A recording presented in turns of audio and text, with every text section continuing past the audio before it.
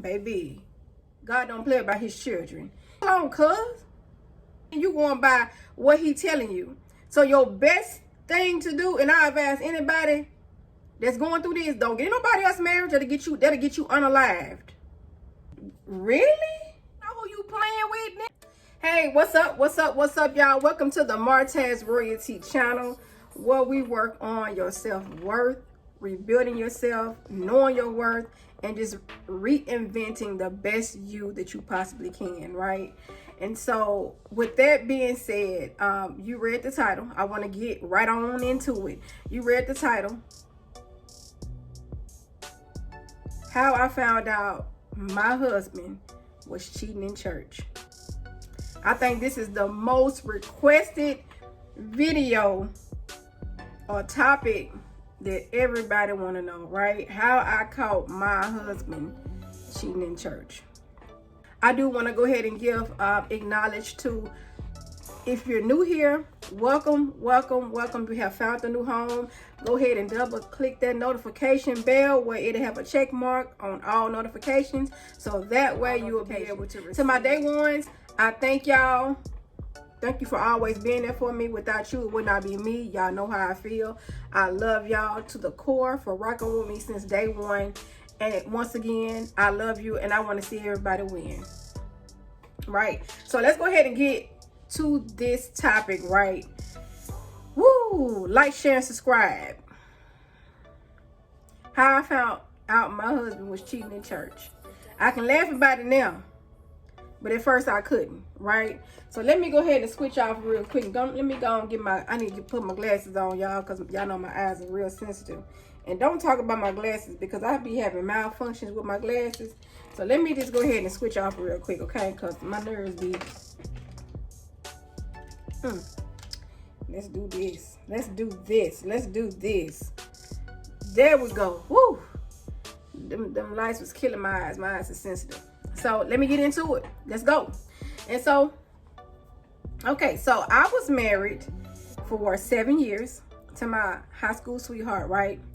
And like every relationship, you got your challenges, right? You have your challenges. You have things that's gonna happen. You got to be able to work through them. Them vows said to death do us part, for better, for worse, in sickness and in health. It probably didn't go in that order, but that's in the vows, right? So even when you got bad times, whatever that looks like, is sickness and health, you broke, you rich, whatever that look like, you still together. So to make a long story short, you can tell when you in a relationship when things start to get a little weird and the energy is off. And that's what I was feeling. I couldn't put my finger on it, but I knew something was off with him. And because I knew him so well, I knew when he would lie. I knew. I kept asking, he kept saying, well, maybe I just need to spend some time with myself. I just need to spend some time with myself. I just need some space. Space? Okay. All right. That's how I'm looking like space. Okay, well, I'm gonna get your space. I'm gonna let you do what you need to do to get yourself together. Because like I said, I knew something was up. I didn't know that was it. Now, as the days started going on, now this was probably 2 weeks before I found out. As the days started going on, my intuition, my gut, it was just way too strong. I couldn't shake it, y'all. I could not shake it. And it was just like I was walking around like jittery, like on eggshells, like what's getting ready to happen? What's going on? I couldn't get it. I couldn't catch it. And so a week before now we're going closer to the time frame. Now, a week before I found out, I had a dream. And I took a nap it was like, I don't know, 8 o'clock at night, took a nap, and I woke up to Bonnie Riot. I can't think of the song, but I'm gonna put it up here. I woke up to that song because she was singing that song live on some television show, some late night TV show. I can't remember, but that song was like in my dream, and I woke up like, man, what is this? And God clearly told me that your husband is getting ready to flip out on you. He's ready. He ain't gonna be here longer with you. So I'm like, okay, that was scary, because I have that gift of discernment. So that's how God talks to me, very clear. So I'm like, okay, maybe I was just tripping. Maybe I'm tripping. Mind you, we're coming upon that week, right? So here we are, that Saturday. Now I had $3 at that point, and it was cold. It was wintertime. It was December. And for whatever reason, I couldn't understand what was happening. I'm like, what's going on? Once again, that feeling was still weird. Like when I would ask him stuff, he would barely answer, or he wouldn't answer, or it would be like a nonchalant, like he didn't give a damn, right? So the next day, that Sunday, it's church time. Now we had a routine on Sunday. We going to church. After church, we gonna get something to eat. We gonna chill, right? So that particular Sunday, I forgot my Bible at home and my glasses rushing. And so at that time, the Galaxy, if y'all remember, the Galaxy, that's when all the huge devices started to come out. Galaxy Note 1, Galaxy Note 2. On Samsung side, they came out. So he had this huge phone, right?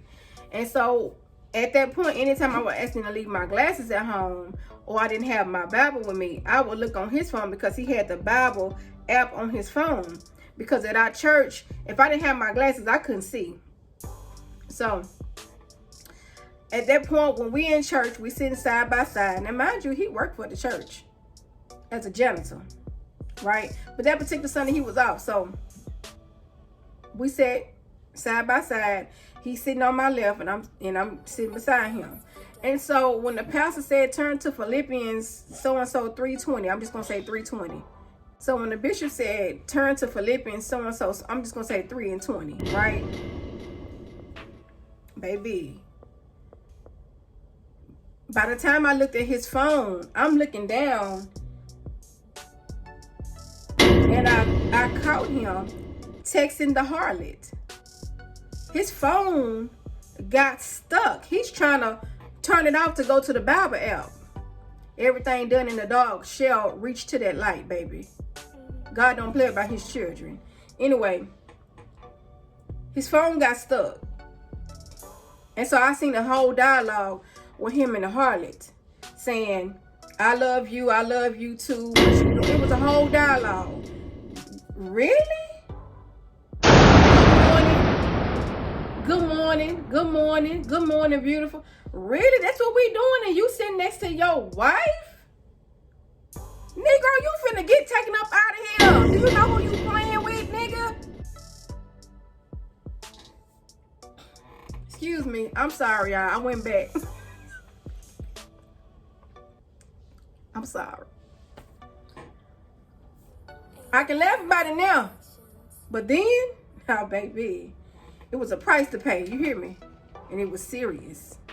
So, with that being said, once I seen that dialogue with him and the harlot, I'm like, damn, you really doing this to me? So, because I'm in church, I gotta keep calm. Baby, it was number God restraining. It was like God took my hands and just strapped them down and put his hand over my mouth where I couldn't say nothing and I could not move until it was time to go. Now, when church was over, we normally go straight home together. It took him 4 hours to get home because he already knew what time it was, right? Once he finally got there, now mind you, during that time frame, he didn't answer the phone. He didn't call me. Hey, I'm checking on you. It wasn't none of that. It wasn't none of that. So once he finally got home, it was like, I said, he came in, like, what, like, did nothing happen. Hold on, bro. Hold on. I need you to, come on. I need you to communicate with me. What did I see in church today? What's up?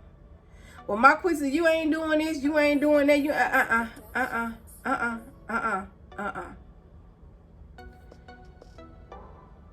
need to know what's going on.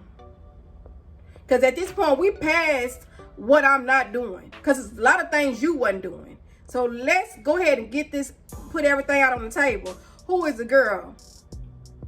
Y'all, to this day, I can't even tell y'all how I found out who the girl was. Because I think we went through a whole hour. He didn't want to tell me. I don't know if he told me or if I found out from his phone or on his Facebook. I don't know how I found out. But he did not want to tell me. Or did he tell me? After being in there for an hour. I can't remember, y'all, because my nerves was just... Anyway, now, I said, what's her number? I ain't doing... Oh, really? You ain't doing that? Now you ain't doing it.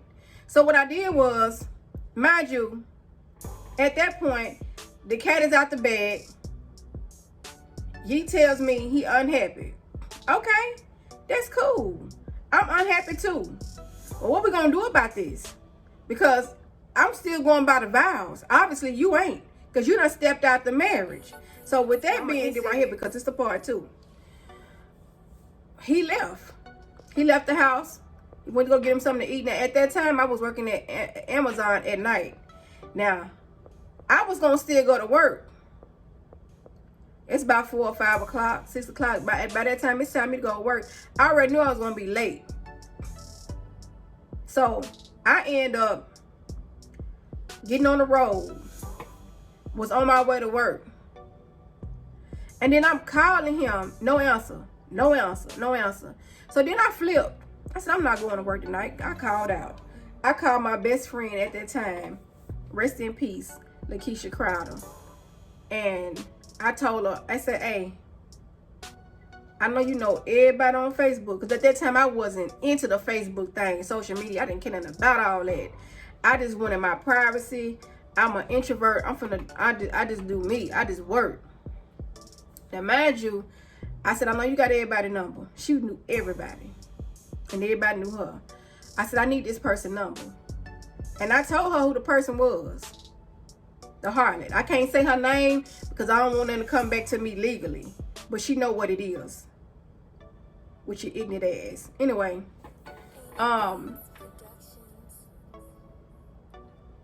She gave me her number. And I called her. And I said, what you and my husband got going on? Oh, my queen said, ain't nothing. Now, mind you, I went to school with this girl. We graduated together. We was in cosmetology class together. I never knew it was an issue. Ever. That's why in one of them videos, I'm going to talk about that. Beware of your private haters. Because they could be looking at you dead in your face and hating on you the whole time. You not know it. Till years later. Back to the story. We got to talking. And she said, well, you know, he was just telling me about the things you wasn't doing. I was like, no, my queen said, she ain't doing that. She got to do better than that. Wait a minute, hold on. Hold on, cuz. First of all, why is you in our business like that? You don't know. First of all, you have no idea why this is happening, what's happening. You going by what he telling you. So your best thing to do, and I advise anybody that's going through this, don't get nobody else married that'll get you unalived. Because that ain't got nothing to do with you until that person is through with that other person. Back to the story. Anyway, she was telling me some stuff only I knew. And I knew she wasn't lying. And I knew it came from my damn husband at that time. So what I did was I pulled back at the spot. I found out where he was at. He finally answered the phone. I pulled back up on him.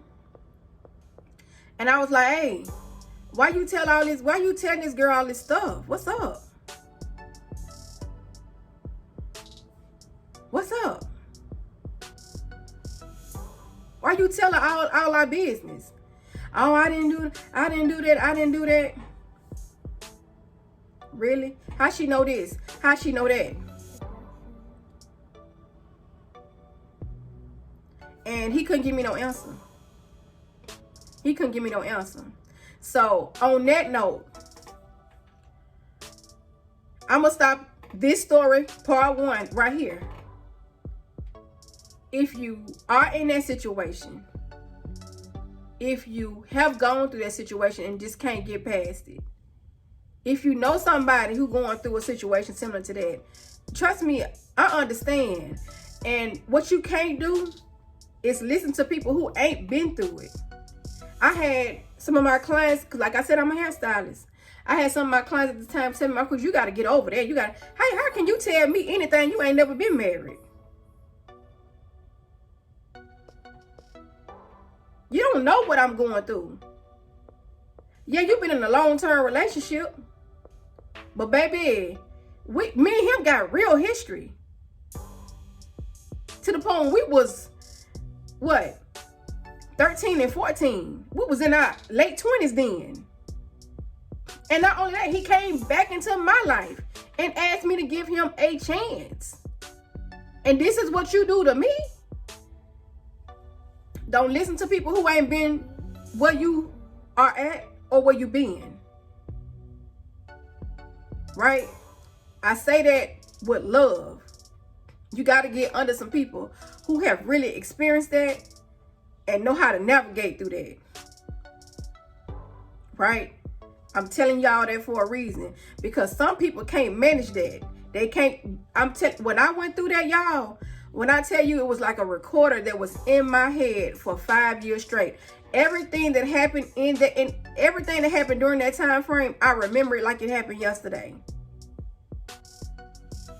And you talking about pain, having to force yourself to divorce or force yourself to cut off somebody that you truly love because they wanted to play the game and they didn't take the vow seriously.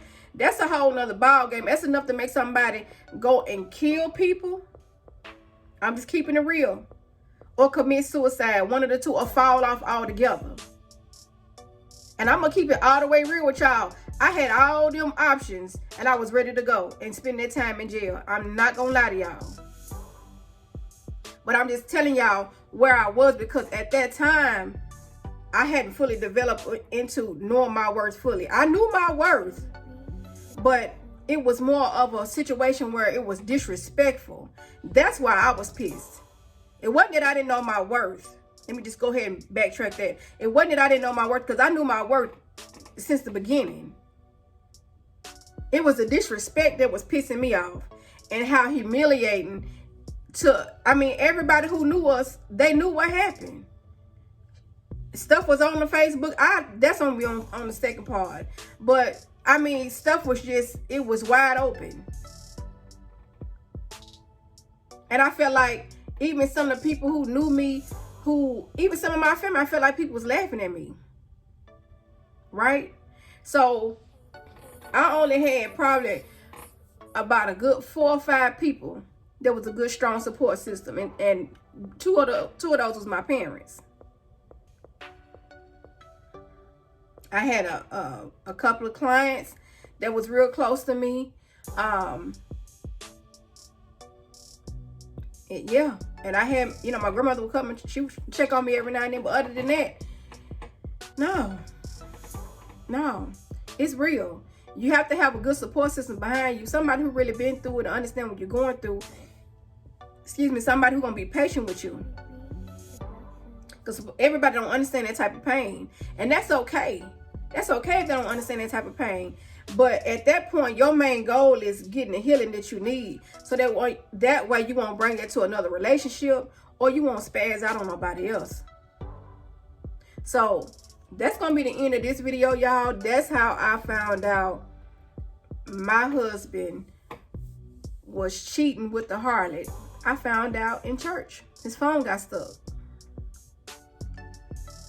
And he was texting, and they was texting each other good morning. Right? So look for part 2 because you finna go on a roller coaster. All right, y'all. That's all I got. Until the next time, I'm out. Everything happened for a reason. Sometimes